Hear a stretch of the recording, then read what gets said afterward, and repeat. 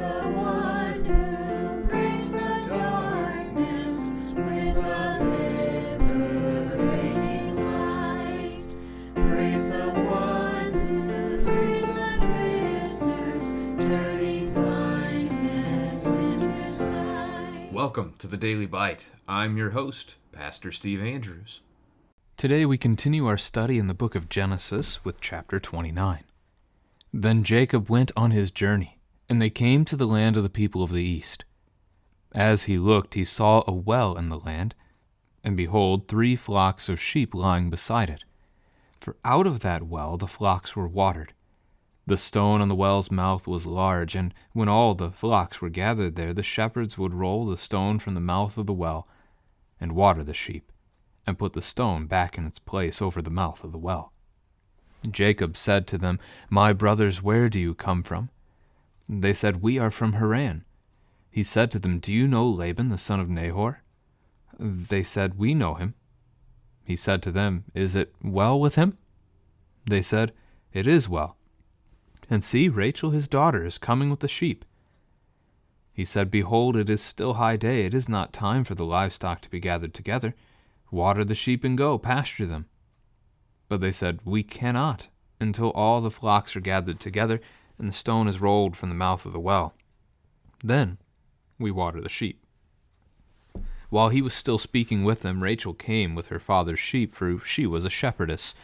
Now as soon as Jacob saw Rachel, the daughter of Laban, his mother's brother, and the sheep of Laban, his mother's brother, Jacob came near and rolled the stone from the well's mouth and watered the flock of Laban, his mother's brother. Then Jacob kissed Rachel and wept aloud. And Jacob told Rachel that he was her father's kinsman, and that he was Rebekah's son. And she ran and told her father. As soon as Laban heard the news about Jacob, his sister's son, he ran to meet him and embraced him and kissed him and brought him to his house. Jacob told Laban all these things, and Laban said to him, "Surely you are my bone and my flesh." And he stayed with him a month. Then Laban said to Jacob, "Because you are my kinsman, should you therefore serve me for nothing?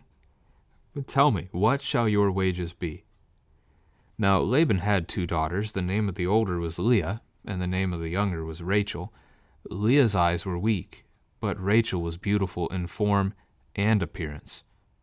Jacob loved Rachel, and he said, "I will serve you 7 years for your younger daughter Rachel." Laban said, "It is better that I give her to you than that I should give her to any other man. Stay with me."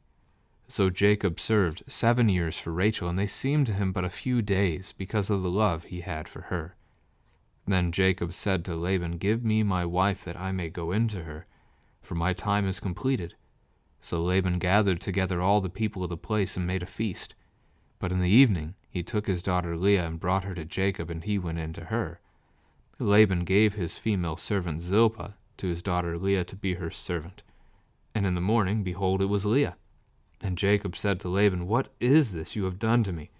Did I not serve with you for Rachel? Why then have you deceived me?" Laban said, "It is not so done in our country, to give the younger before the firstborn.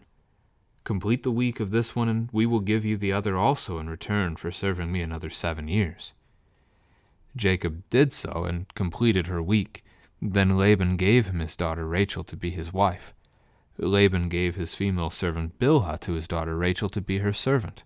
So Jacob went in to Rachel also, and he loved Rachel more than Leah, and served Laban another 7 years. When Yahweh saw that Leah was hated, he opened her womb, but Rachel was barren. And Leah conceived and bore a son, and she called his name Reuben, for she said, "Because Yahweh has looked upon my affliction, for now my husband will love me." She conceived again and bore a son, and said, "Because Yahweh has heard that I am hated, he has given me this son also." And she called his name Simeon. Again she conceived and bore a son, and said, "Now this time my husband will be attached to me, because I have borne him 3 sons. Therefore his name was called Levi. And she conceived again and bore a son, and said, "This time I will praise Yahweh." Therefore she called his name Judah. Then she ceased bearing. This is the word of the Lord. Jacob completes his trip from the promised land, from Canaan, from down around Beersheba or so, all the way up to Haran, possibly a 500-mile trip. Takes a week or two, depending on how quickly he's traveling. He gets there, and he finds a well. He finds flocks gathered together, and the shepherds are just waiting to water their flock. This might be a reference to the idea that the well does not belong to them, and that it is owned by somebody, and so they have to wait for the master to come, or the master's flock to come at least. But their custom is to wait for them all to gather together and then water. Jacob has a very kind of short conversation with them. Their answers are very quick and simple, asking them where they're from. They say Haran. If they know Laban, they say they do, right? So they know his uncle. Is he well? Literally, it's the Hebrew word shalom. Is there peace with him? It is well. And then they break their tradition of short answers to point out that Rachel is coming, his daughter. Jacob then encourages them to go ahead and water their sheep and then go pasture. Maybe he's seeking the opportunity to be alone with Rachel, his cousin, his relative. Not really sure, but he appears to try to assume that he knows their culture. It is not time for the livestock to be gathered together. You're 500 miles away from home, sir. Their culture may well be different than your own, and that's going to come up later. I mention it because his uncle is going to make that cultural argument about what they do with their firstborn or their younger children in marriage. As he's speaking with them, Rachel appears. She arrives. She's called a shepherdess. That is indeed the only time we'll see that word in all of Scripture. So she cares for her father's flock. Jacob sees her and he rejoices. He waters her flock, that is her father's flock, his mother's brother's flock. And that is admittedly no small feat. It would have taken a while to provide water for all of them. But also the stone was described as being large before, that it took multiple men to move the stone. And yet Jacob has so moved it by himself in the text. That could be the picture of a miracle, that God has given him the strength to do it. It could be the picture instead that the other shepherds, when they saw him making the move to move it, helped him. If this was Laban's well, that would make sense, that Rachel was the last to arrive and that it was time for the sheep to be watered. Some possibilities there. And then Jacob kisses Rachel. That's a customary greeting, as we'll see with Laban, verse 13. And then he weeps aloud. It's good to think about the mixture of emotions going on for Jacob right now. Jacob was described essentially as being a homebody, that he stayed to the tents when we first met him as an adult, while Esau was a hunter in the fields. And now he's so far away from home. He's deceived his father, angered his brother to the point his brother wants to kill him. And his mother has sent him away, and he was mom's favorite. So he's got all that turmoil from back home in mind, but he's also recognizing that his instruction from his father is to find a wife in this place, and now he's met this beautiful young woman. So what new emotions might be forming? And it's just something to ponder.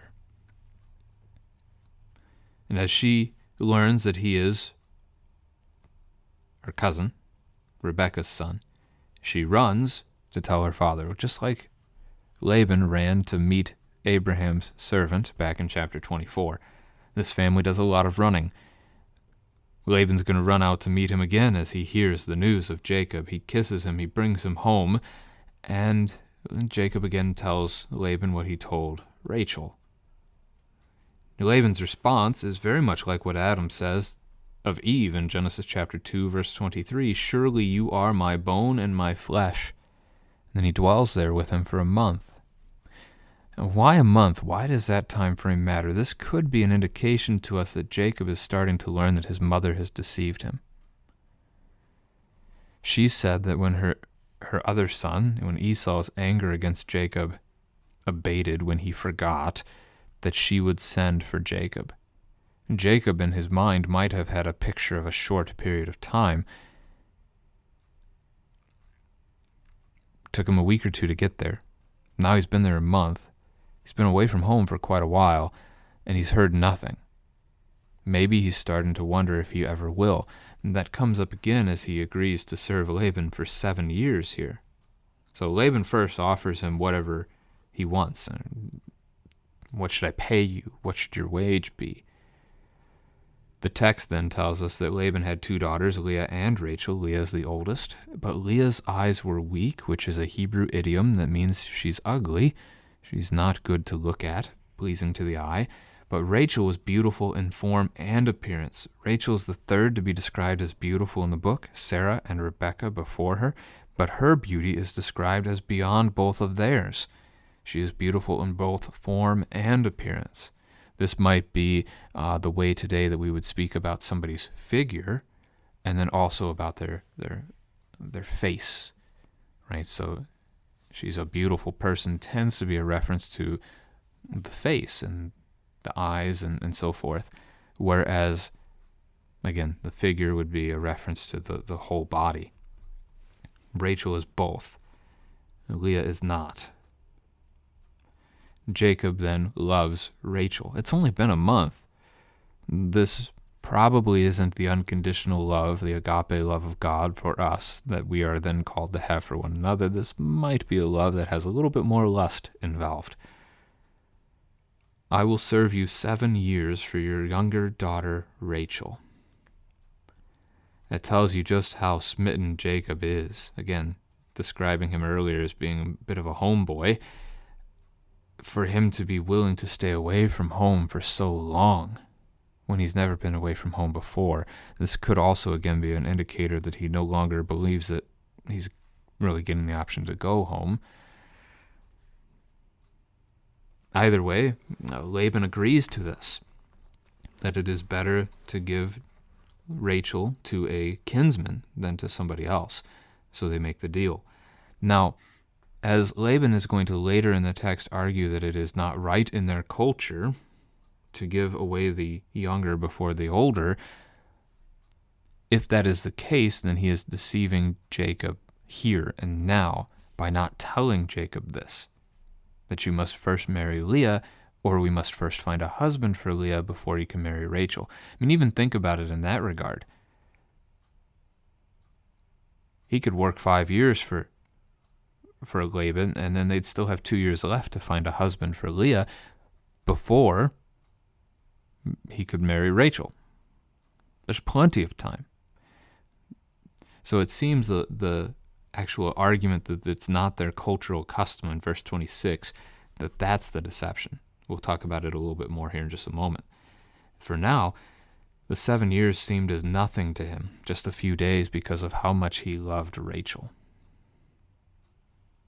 So the time flew by, as we might phrase it. He then shares with Laban that his time is complete and that he should receive his wife, that he may go into her, just as Isaac went into Rebekah and made her his wife. Laban makes a feast. There was a party, a celebration, and at the end of it he brings not Rachel but Leah before Jacob. Now, many would wonder how Jacob would not recognize this deception. A few things there. First, they just had a party. It is possible drunkenness is involved. Not guaranteed, but possible. That would certainly dull his senses and his ability to recognize. Second, when Rebekah came to Isaac, she was veiled. So if Leah and Rachel are physically about the same height and wearing, some kind of a formal dress, a robe of some kind that might prevent recognizing physically the body or the face, that could be a possibility as well. The third is simply the reminder that the ancient world did not have electricity. So it might be easier to conceal under the cover of darkness with only candlelight, if any light at all, in the tent that Jacob slept in that night. In any such case, notice that Leah must agree to the deception. She does not reveal herself. She goes along with her dad's plan. The honorable thing to do, so we talked about this when Jacob agreed to Rebekah, his mother's plan to deceive his father, her husband, Isaac, that the honorable way to have done that would have been to tell his mother that it was wrong and he couldn't do it. And so it would be here for Leah to tell her father that this deception is wrong and that she could not do it. That would have been the honorable fourth commandment thing to have done. But she goes along with it. Jacob learns of the deception in the morning when he sees her face, and he gets angry. He comes to Laban, and Laban here claims this is not the way we do it in our country. Again, that seems to be the deception. They had 7 years to find a husband for Leah. Wasn't done. Somehow, some way, through all of this, Laban has deceived Jacob. It could be that the deception has only recently sprung in Laban's mind, the idea being that things have gone well with Jacob there, and he doesn't want Jacob to leave, and he knows he'll stick around for Rachel. He's plotting to get more time out of this. We'll see him do that at the end of the next 7 years as well in a future chapter here, so could certainly be. So agrees to 7 more years in order to receive Rachel. Now, sometimes people read that thinking that Rachel ends up being his wife after a period of 14 years, but that's not the case. He works 7 years, gets Leah for a wife. After a week, he gets Rachel as a wife, and then he works another 7 years. So he does work the 14, but he doesn't have to wait 14 to have Rachel in marriage. He is to celebrate with his first wife for 7 days, and then also the second. Dad gives both of his daughters a female servant, a slave, Zilpah to Leah, Bilhah to Rachel. We'll see those names again in the bearing of children in the next chapter. All right, so we do start the bearing of children in verse 31, that God looks upon this family and sees the hatred that Leah is enduring from Jacob, that he does not care for her as he ought, and so he opens her womb. However, he closes the womb of Rachel. So God is in control. God alone can open or close the womb, not man, no matter how much we try. God is in control. God grants life. God takes life.